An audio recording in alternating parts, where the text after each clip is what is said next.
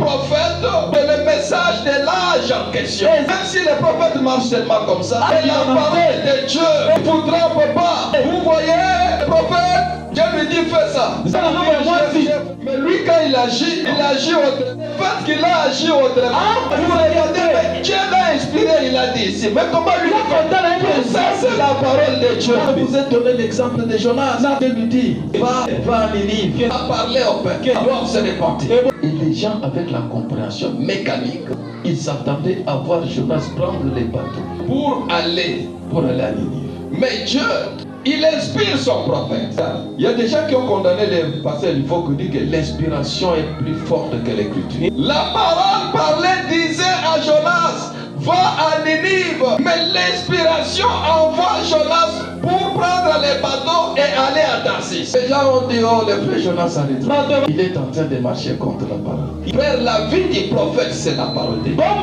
Dieu n'a pas expliqué à Jonas. Il l'a seulement poussé. Et la pensée c'était différent. Dieu savait que le peuple de Ninive soit sauvé. Et le peuple de Ninive croit un Dieu qui est un Dieu poisson. Pour qu'ils arrivent à se repentir. Ça c'est la révélation du prophète. Vous n'allez pas t'écrire là. Notre Dieu c'est un Dieu qui est riche en miséricorde. Il ne voulait pas que les gens de Ninive puissent.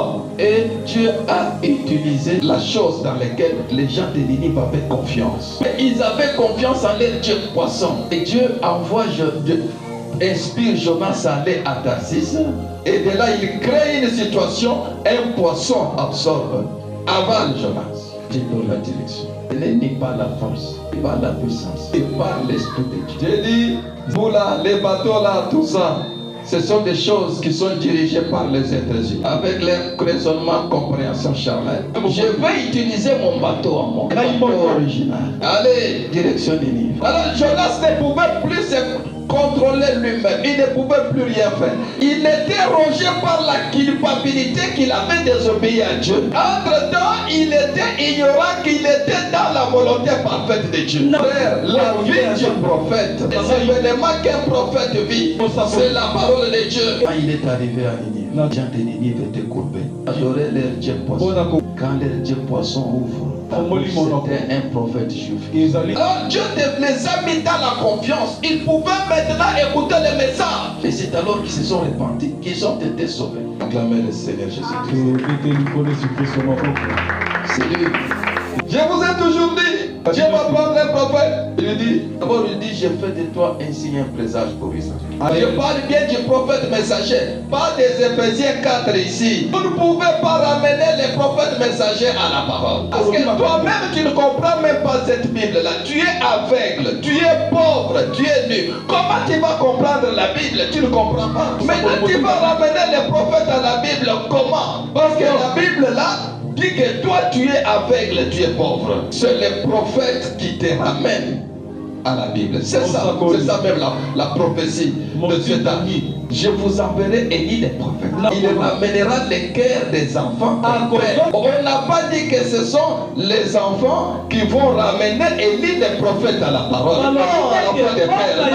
C'est pourquoi je vous dis qu'il faut toujours faire confiance aux prophètes. Parce qu'il est dit que le Seigneur l'Éternel ne fait rien sans révéler son secret à ses serviteurs les prophètes. Et il dit au peuple d'Israël, il dit à Aaron, s'il y a quelqu'un parmi vous avec qui je peux communiquer, je vais me révéler à lui. Des songes, des visions. Mais à ce qui concerne mon serviteur, je parle avec lui de bouche à oreille. Je lui parle de bouche à oreille. À cet âge, Dieu pouvait dire au prophète Branham, est-ce que tu veux marcher avec moi? Et Branham dit oui Seigneur. Il dit bon, Dieu entre dans la voiture. Il commence à parler avec les prophètes. Ah, il est premier. Branham, tu vois, les montagnes là, c'est combien? Il y a combien de sortes? Il y a 3 sortes de montagnes. Dieu qui parle avec William Branham, il parle comme des amis. Branham pose des questions et Dieu répond. Il dit avant que le monde ne soit créé, le monde a été créé, la terre a été créée. Il y avait de l'obscurité, n'est-ce pas? Oui. J'ai pris ton nom, j'ai gravé. Regardez, la première série de ton nom, c'est comment? William. Combien de lettres? 7 lettres. Dieu lui montre même la grammaire. Qu'est-ce qui vous arrive? Qui nous qui prennent? Bon, envoûté. Amen. Amen. Il dit, tu vois,